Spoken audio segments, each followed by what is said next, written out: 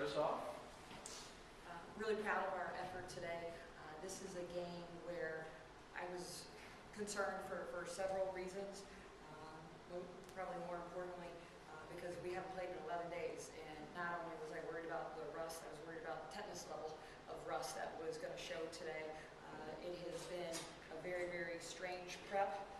This game was originally on Sunday, and it was delayed due to snow. We tried to move it to Wednesday night. They didn't want to play on Wednesday night because they had Kent State at Kent State on Tuesday, and so therefore we had to play afternoon game today. And there was a lot of moving pieces going on. We had to get the permission from the president's office to play during exams. We had to get permission from professors to get 4 exams moved of our kids. We had to think about graduation, because now graduation setup is going on currently, and now our administration has to pay overtime to get graduation set up for 4,000 people potentially graduating. So I just have to say thanks for all the people that have helped make these moving pieces come into play, and also, you know, I wasn't quite sure what our fan attendance would be today. We've averaged close to 2,000 in our home series so far, so I came up with the idea to bribe them.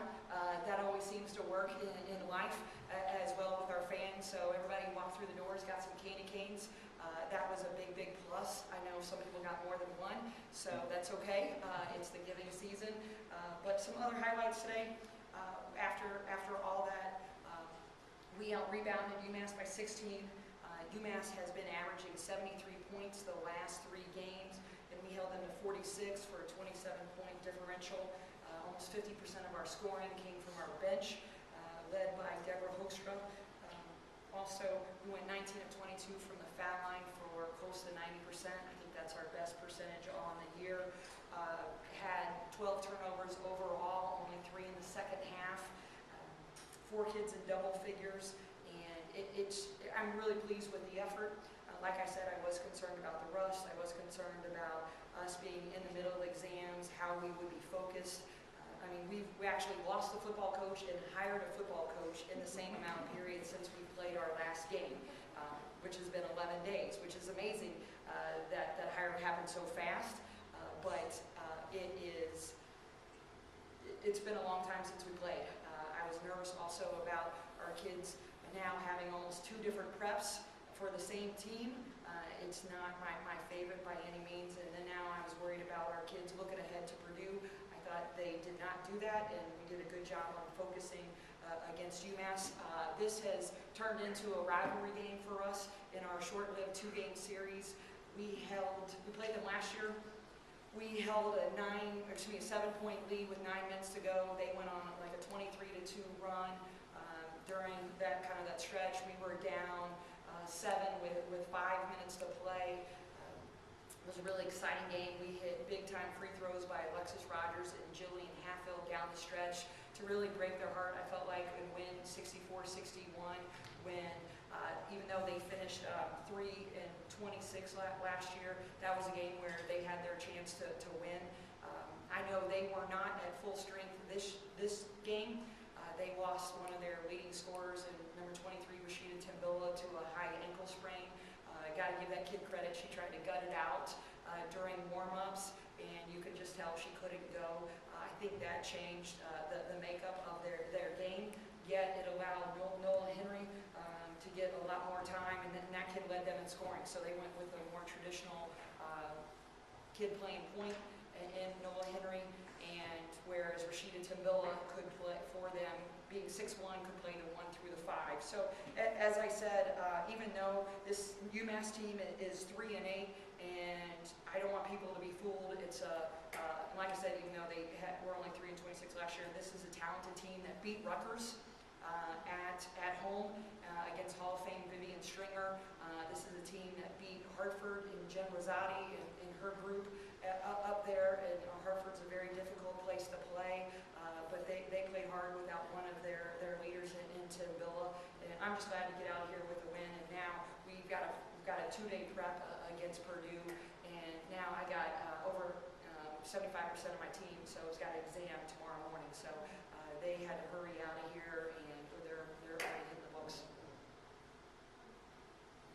mentioned a lot of things that this group had to overcome, whether it was the refocus, the extra days, and so on and so forth. Was there one of those in particular that impressed you most? I mean, was it, you know, the ability to not look past the game, to be focused, or what was it in your eyes? We had a severe case of cabin fever for the past few days. I mean, it was something where I wanted to get in and out because of the delay in the game.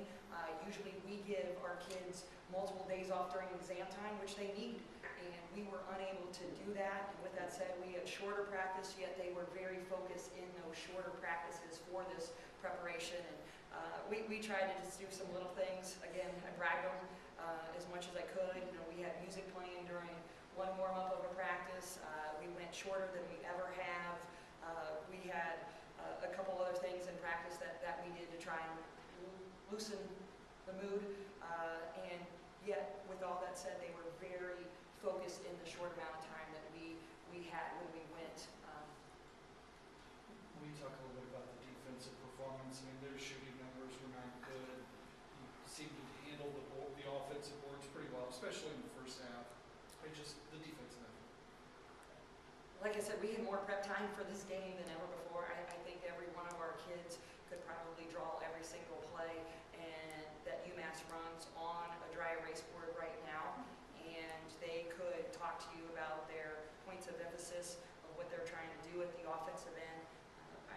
One of our strengths is I feel like we have a very high basketball IQ team, and they were able to keep that focus and try and take away some of the things that UMass does. But this is a team that they have a lot of kids bigger than we are. So I was really excited that we won and done them a lot, even though they had 11 offensive rebounds.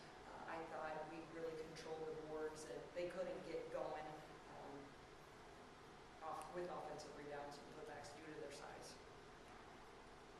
Is that the most impressive stat for you, or would it be that you had 4 players in double figures, or they had 19 assists on 28 games?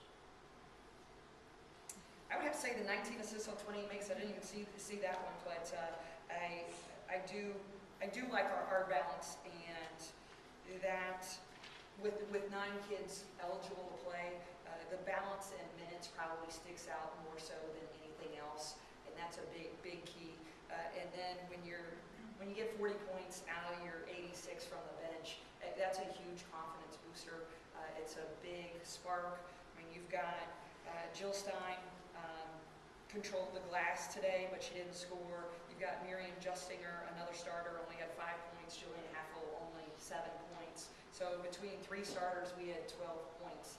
And I was pleased, not with essentially 12 points from 3 starters, but we didn't miss a beat when we brought Deborah Hoekstra in, and she became a zone buster for us. When we got other people the ball, they stepped up and made shots for us.